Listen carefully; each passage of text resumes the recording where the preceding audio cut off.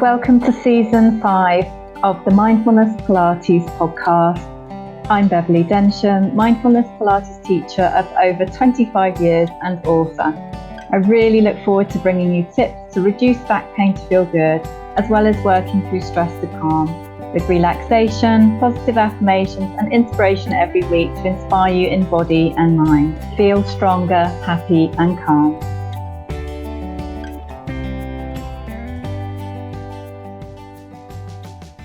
Okay, so big welcome to today's podcast. Today's episode is all about how my hips drove me to self-care. So I'm really pleased to introduce you to Angiras, Auro. So very big welcome to the podcast today. Thank you for coming on. Thank you for having me. That's all right. So I'm just going to share a little bit about you. Angiras is an integrative healer and founder of the School of Integral Health. You're a kinesiologist and you're also a teacher of kinesiology, teaching right from beginners right up to instructor level as well. And you can really delve into your work more, obviously, in the show notes as well today. But a little bit about you personally as well. You shared before we started chatting today that you've got a very sort of eclectic background. You lived in India for your first 20 years. You live here in the UK, though. In beautiful Bedfordshire, right near the Hertfordshire border, in the UK with your 2 daughters, husband, and is it 3 cats? Did I get that right? That's amazing. So we're going to talk about your Pilates journey, about you, and also about it's your 50th birthday next year. And we're going to share about your bucket list. And I really feel this is going to inspire you listening as well, because it's quite a bucket list that you have. So we're going to talk about that a bit as well today. So where should we start? So what was the reason that you started coming to Pilates? Because you kind of shared it was about your hips and hip pain. Yeah, so I've been having problems with my hips. I've always been able to sit quite easily cross-legged, and I've done yoga and all of those kind of things, but then over the last few years I've not been able to take care of myself particularly well, and I started to find that when I was trying to sit cross-legged I would start to have real problems in my hips, and I was having a less than ideal sleeping arrangement, and it started to get to the point where it was really disturbing my sleep. So I decided, I met you at a network B2B event, and I thought, right, that's it. That's my time to go and start Pilates. I'd heard about Pilates about 20 odd years ago, probably when it was first, even, very, very, very many years ago. I had colleagues at work who used to do Pilates, but somehow it was never in my radar and never came up. So I've only just started it for the first time in January. It's made a massive difference. Yeah. So how are you now in comparison? Obviously, I know how you are, but what have you found has helped you with that? My hips very quickly actually sorted themselves out. I mean, there was still a little bit where I couldn't sit cross-legged for too long, but that night pain that I was experiencing disappeared quite quickly. That it stopped bothering me at night. And so as long as I was kind of listening to my body and the way that my body wanted me to move, then actually I'm pretty much pain-free. Yeah, it's amazing. It's like your body was just desperately needing and wanting sort of this type of movement in its life. And it's like I do just say that sometimes. It's like saying happy birthday to the body when you find something that's like, that sort of works. But it's one of those things though of keeping it going. It's not like, do this for a week or 2 weeks or even a month. It's kind of a sort of a longer term form of supportive exercise, isn't it? Yes, absolutely. And that's sort of what I found is like, yes, it was very quick that it made the difference. And I've kind of become aware of muscles that I'd kind of forgotten about, particularly in my lower abdomen. And that as I started to do those exercises and that I can keep, but I have to keep doing them. It is a kind of daily practice of it. Yeah. Keep the body going. But I don't mind that because in a way I have this vision that, a very long line of women who've lived to a very great age, right up into their mid-90s. So if I want to kind of have a healthy life, if I'm going to live that long, I better be able to have the body that does it as well. So kind of having an exercise regime that's a daily practice, that means that I will have a better chance of making it to that age in more fit, being fit and capable of doing things, rather than this use it or lose it. And it kind of becomes more important the older we get. Yeah, it's so true, because it's so true. I think, I think one of my sayings, I haven't said it for a while, but each week, each month, each year, each decade, we can get stronger and support our bodies with movement if we actually bother to do it. And a lot of people are quite surprised when they work with me like that. I'm encouraging them to practice every day. But I mean, seriously, what is the point of just doing something once a week? You're not, and especially something like this, because, you can go to your lesson, yes, keep improving and keep getting stronger and learning different things or different bits of equipment and et cetera, but it would be such a shame if somebody didn't learn how to practice and empower themselves when they need it, or at different times, or incorporating it into your work, or doing bits and bobs at the desk, or a bit of desk stretching, or tips to sleep better at night, or just simply incorporating it into your lifestyle. I was helping a friend lift a dressing table yesterday. And she's not a client or anything, so she hadn't heard me talk like this before. I was saying it to myself as well as, to make sure she looked after her body too. But I was like, bend the knee, straight back, tummy in, use your pelvic floor, breathe.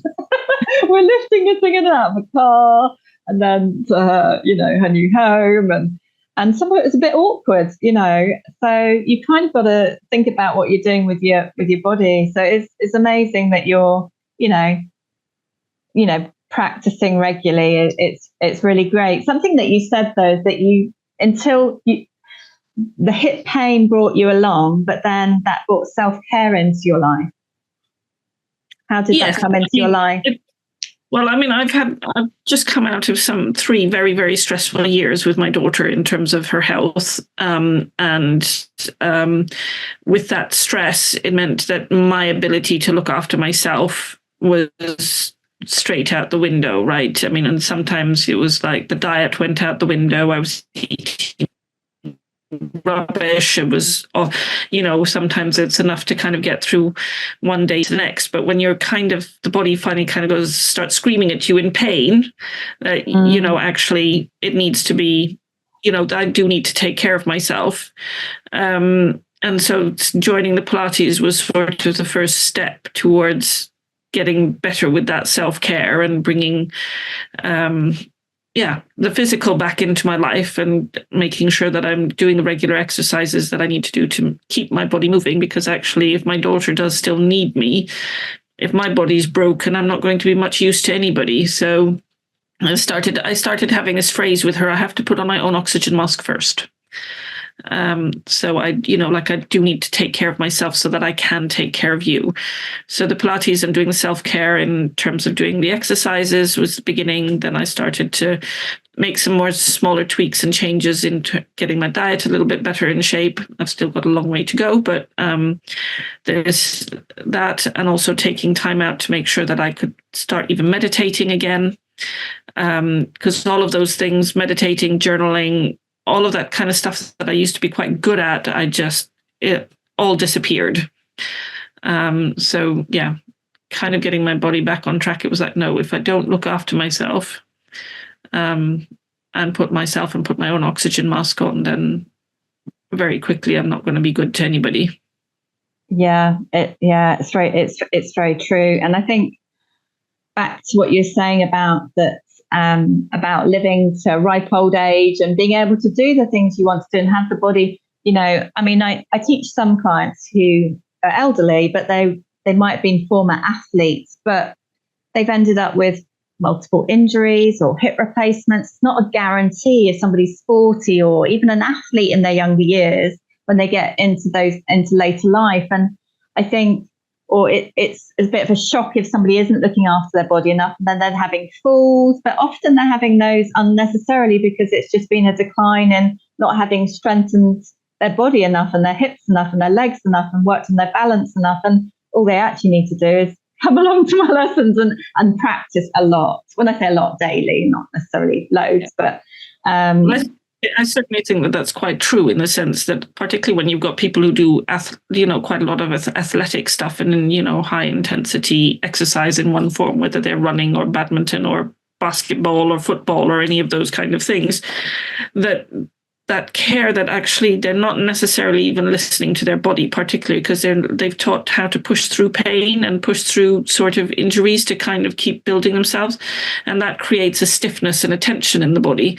So coming back to something like Pilates, where you actually learn how to listen to what the body needs and to strengthen the exact right muscles to hold everything together, it also creates it's very relaxing, and it's done with the breath work. So you're doing it in a much more progressive and strengthening way that's more long lasting, rather than having the kind of injury mindset, right? So I know specifically, because I often get a lot of tension in my shoulders and neck as well, and that when we were first doing the shoulder rolls, I'd be doing big rolls like that, like right up there. And actually you taught me to kind of come down, and actually I used to make it much tighter. It used to make everything a lot tighter. And then you said, no, just start gently.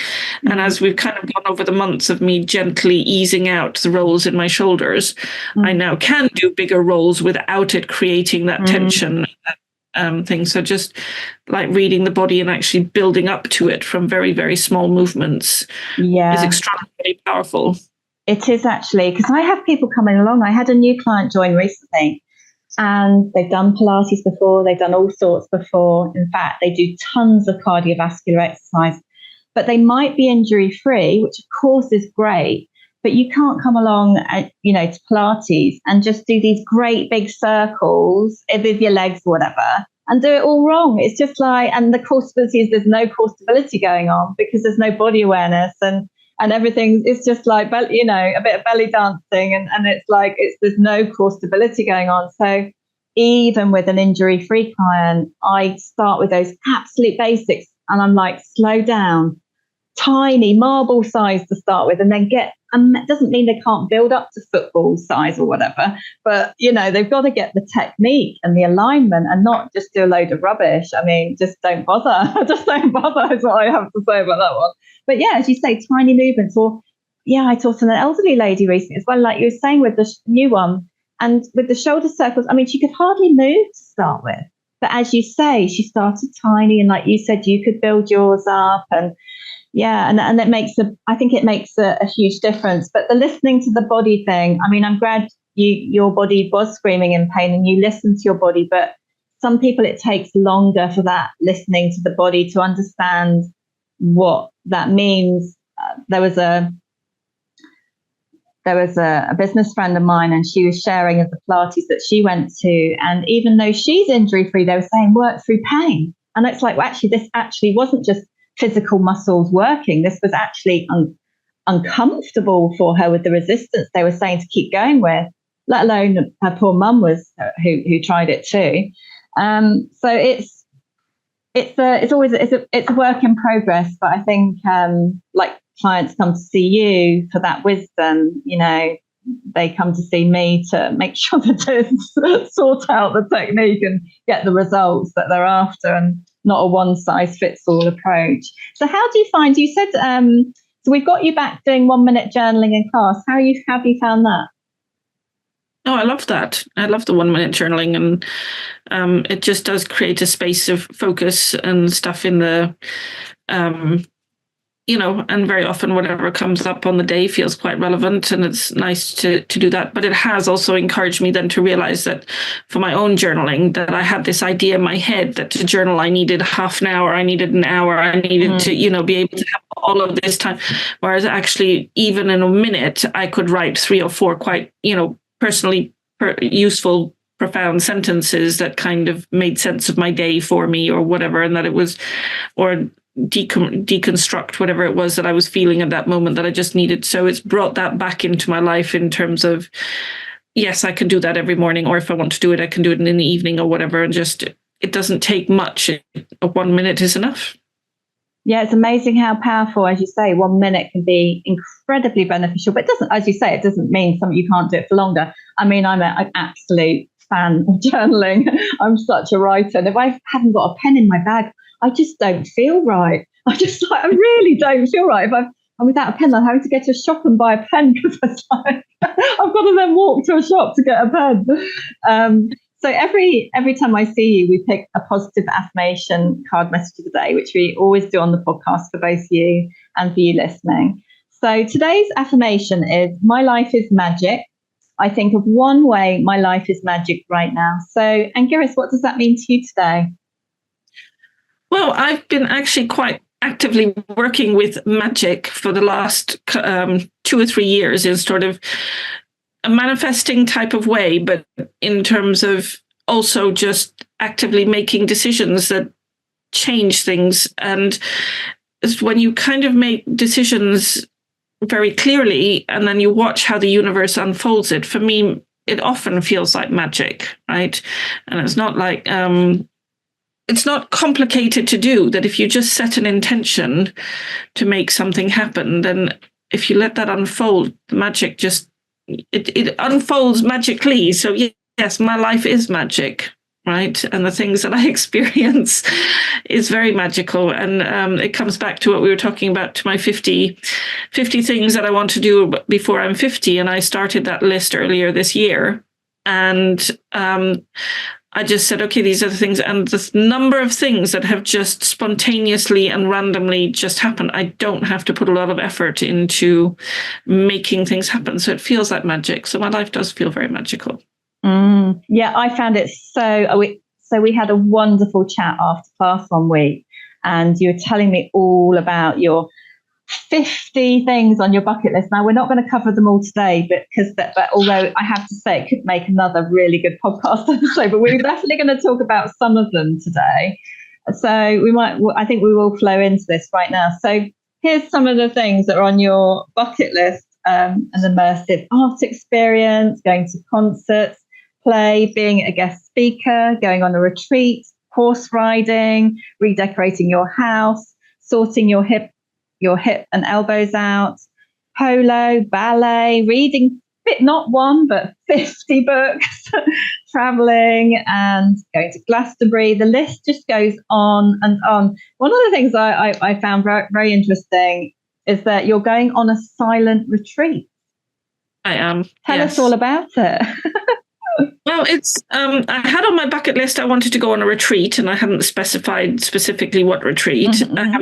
But then I remembered suddenly that as a teenager, I had heard about this retreat, which is called Vipassana, which is 10 days silent meditative retreat, which is very, very intensive. And in the back of my head, I've always wanted to do this retreat. And I just went online and looked at the dates and realized that it's happening in Suffolk, which is only an hour and a bit away from me, so it's not far away.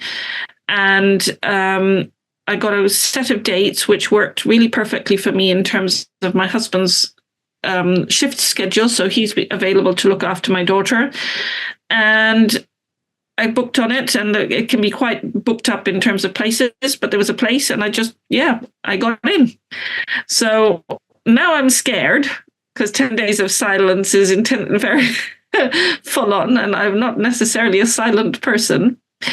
But yeah, I'm looking forward to it, but I'm also a little bit scared about whether and it's a lot of sitting. So my Pilates is definitely going to be coming in handy there in terms of making sure that I keep those hip muscles strong for all of that sitting that I'm going to have to do. And kind of definitely keeping that up, because otherwise it's going to be very painful. Yeah, your daily 6 minutes and doing extra hip back gentle release is going to really support you with that. So yeah, thank you so much for sharing. I'm excited to hear back on this. And so the horse riding one, have you done that one yet?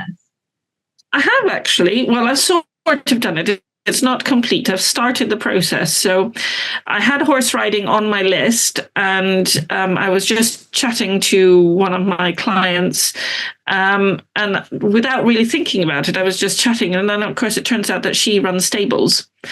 And she said, oh, well, I can help you with that. And I was like, it was not just like I wanted to go horse riding. I wanted to kind of have an experience and kind of go for a ride through a park and, enjoy the countryside with it. And she's like, oh, no, we can make that happen. But because she runs a riding school, she's doing it really properly. And I haven't been on a horse since I was a teenager. And when I did it when I was a teenager, I did it bareback riding. So, of course, over here is going to have to be in a saddle and I'm going to have to remember. So I've gone and had my first lesson in the arena, like with her, like showing me, actually reminding me how to sit on a horse and how to sit on a horse with a saddle and how to.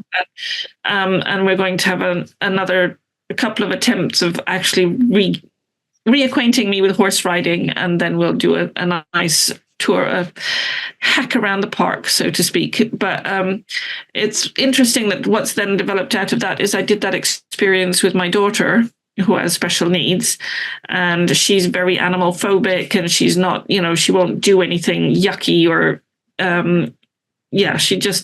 but she got on that horse and you see the before picture and you see the after picture and she's just fallen in love. And so she's now doing work experience at the stables every week and like doing all the mucking out and everything because she's fallen in love so she can have riding lessons too. So it's turned into quite a journey for us. Oh my goodness. I just got tickles all over my body with that.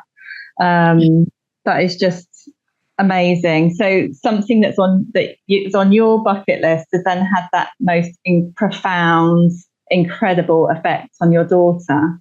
Yeah. I think they're the most beautiful animals, horses. I just dreamed of horses when I was young, and once a year I got to go pony trekking. So it's going on my bucket list to go pony trekking. I just think they're beautiful souls. I went on this amazing, not recently, but in my Hertfordshire days, which obviously is where I'm from. I went on this beautiful workshop with horses, but it was about communication with horses and it wasn't about riding them. So that was really special, actually. So, yeah. So you wanted to be a guest speaker. Tell us about this. What happened?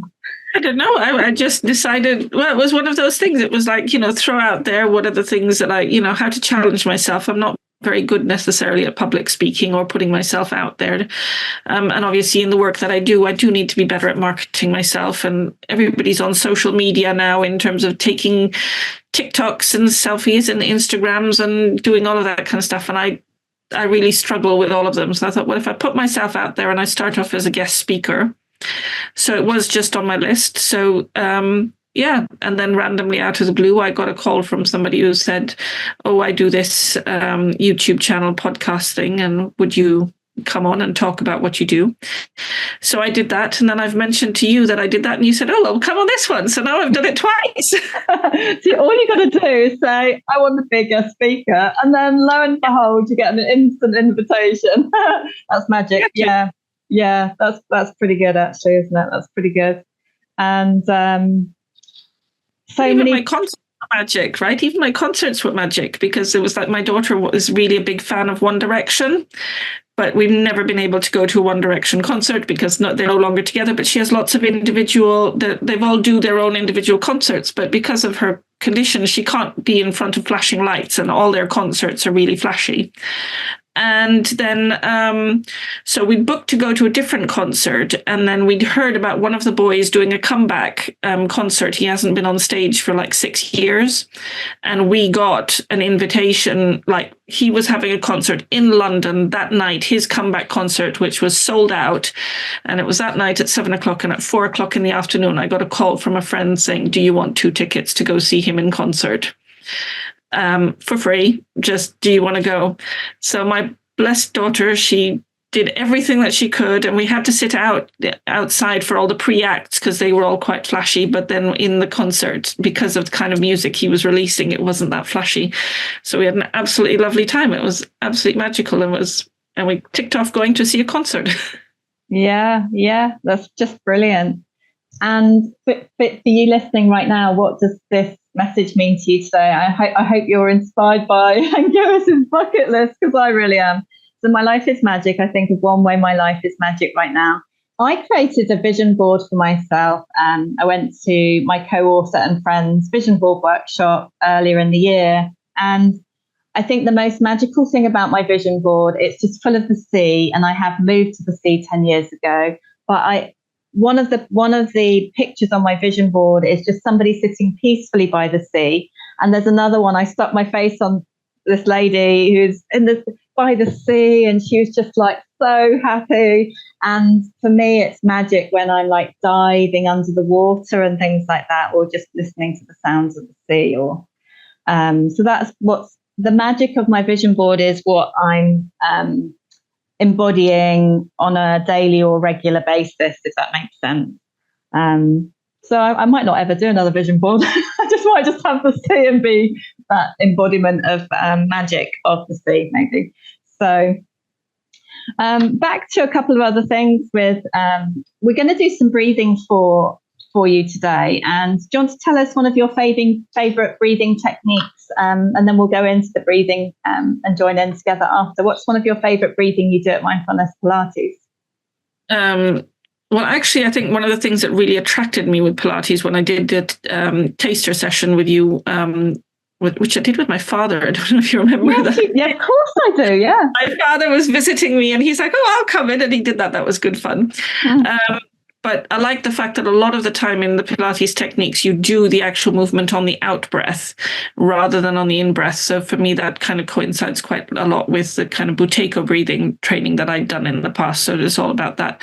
But what I have really enjoyed and where I find quite a lot of relaxation from doing is when we kind of start the breath slowly and breathing in for 2 and out for 2 and in for 3 and out for 3 and out in for 4 and out for 4. And it just kind of extends the ability to breathe, because a lot of the time I feel like we're all kind of quite tight and we might be breathing up here and with our tension and everything, and that one just opens it out slowly but slowly, and I find that very relaxing.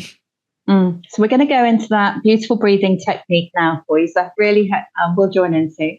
So really hope you enjoy that. You can do this sitting, standing, lying down.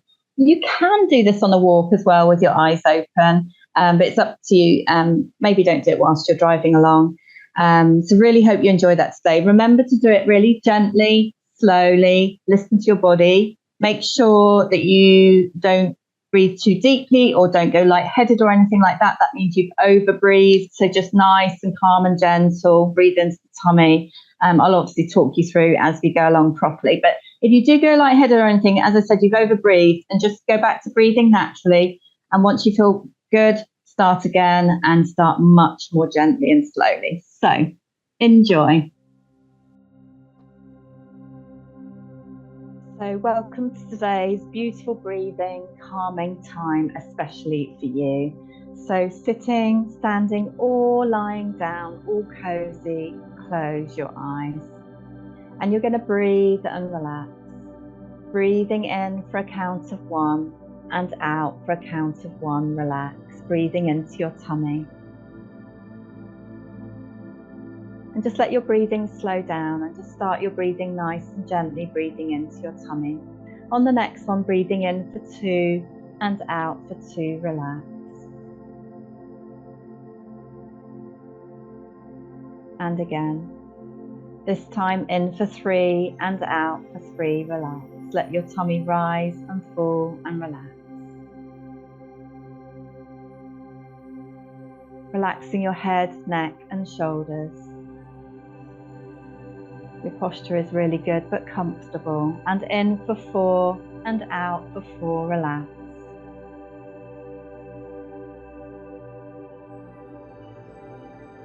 Well done. Relaxing your back, hips and thighs. In for 5, out for 5, relax.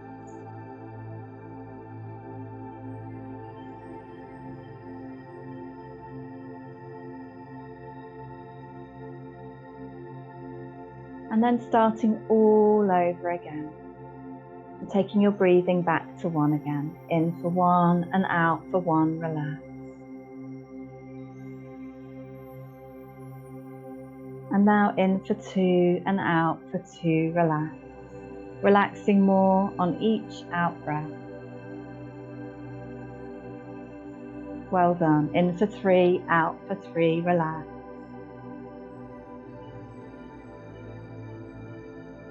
Well done. In for 4 and out for 4. Relax.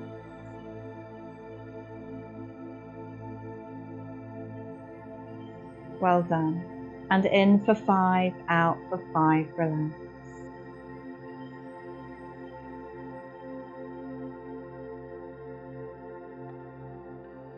And enjoy this anytime you just want a lovely little break for you. You can do this just for 5 or the 10 repetitions like you just did, or you can do it for longer if you like. Well done, and sending you lots and lots of love. Saying to yourself, I am loved, I am surrounded by love. So welcome back after the breathing. How do you feel afterwards? So it's a beautiful breathing technique. It's always inspired by the guests. So today's breathing technique is inspired by Angiras for you. So thank you very much for inspiring that today. And how do you find all the strengthening in the Pilates? Because obviously you strengthen your whole body, your upper body, you're strengthening your hips, you're strengthening your core stability, you're strengthening your back muscles. Then you have the opportunity to add in equipment if you want to. So how do you find the strength side of it? I know I really enjoy that. Yes. And I like being able to kind of watch over time how my strength increases as well, and like moving from like the different levels. I guess when I started back in January, I was doing level 1 techniques, right? And then as I built the strength, I can feel in my body how more capable it is of doing like the next levels and moving up to level 2s and 3s and things like that. So yes. And I certainly can feel that generally in my posture, in my and how I stand differently afterwards. And, it's changed my relationship with my body and what I feel capable of doing based on that. So, yeah. Yeah. And now look at you now. Well, 50's the new 30 by the sounds of it. Honestly, it's very inspiring. It's very, very inspiring. So before we go today, have you got any parting words of wisdom of, because we've been talking about really self-care, and what does actually self-care mean to you? I think self-care is like on all fronts, in terms of it's not just about, doing exercise or something like that. It is making sure that you're very holistically looking after yourself. So it's self-care in terms of your mental health, it's self-care in terms of your physical health, it's self-care in terms of what you eat. And that doesn't mean that I'm a kind of never eat chocolate fiend, right? Because I do eat chocolate.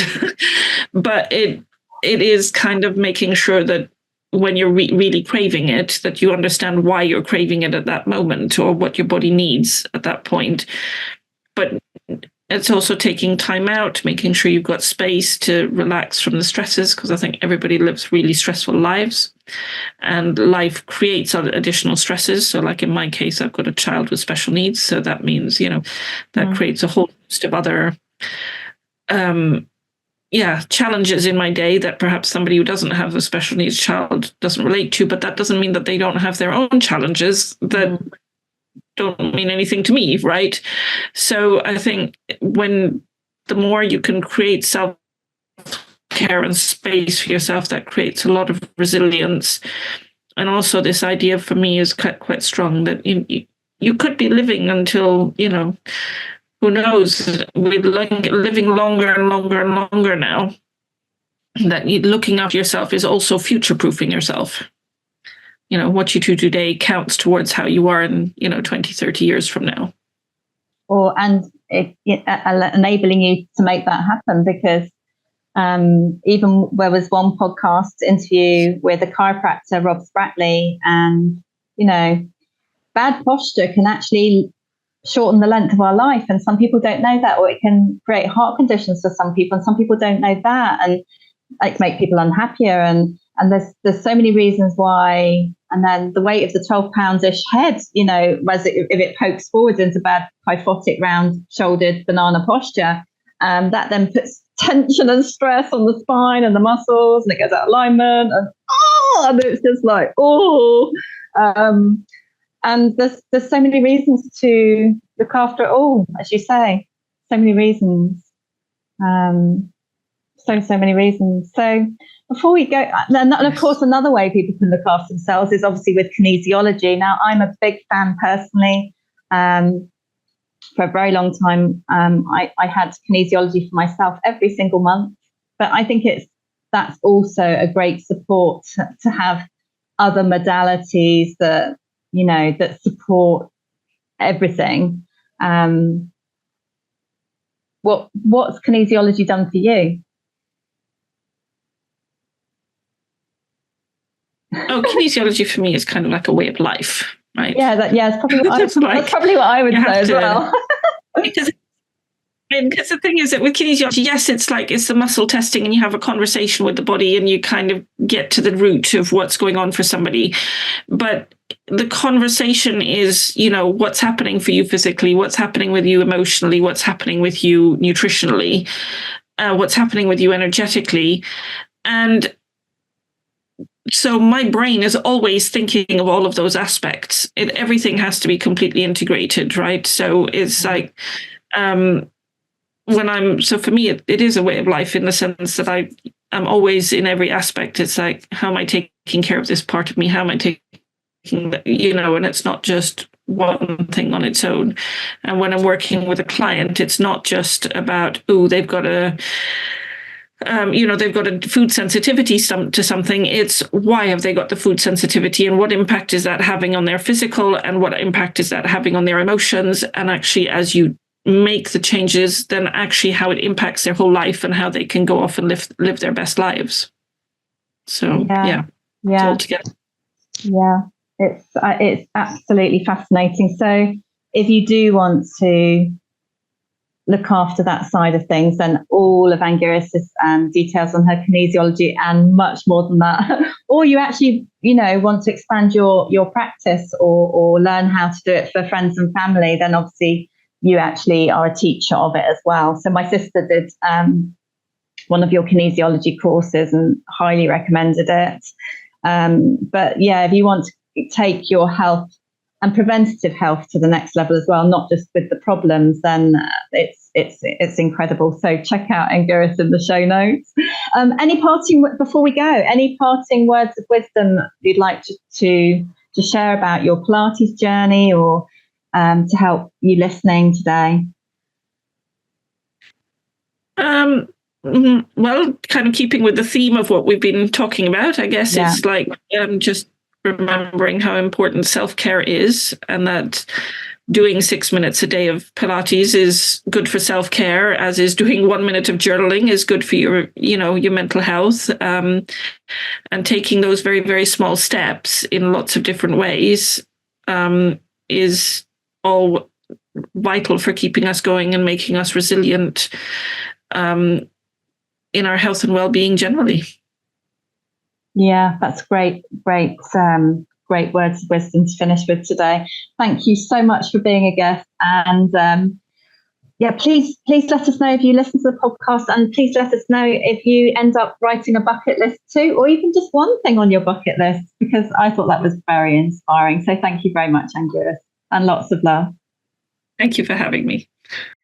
So thank you so much for listening to the Mindfulness Pilates podcast. Please rate and review on your podcast platform. You can access the free healing meditation to reduce back pain to feel good in the 3-minute morning routine on my website. And you can book your Pilates tailored toolbox, one-to-one programs, of course the Mindfulness Pilates classes on Zoom, and also stress calm workshops and programs on my website, or just get in touch at www.mindfulnesspilates.com.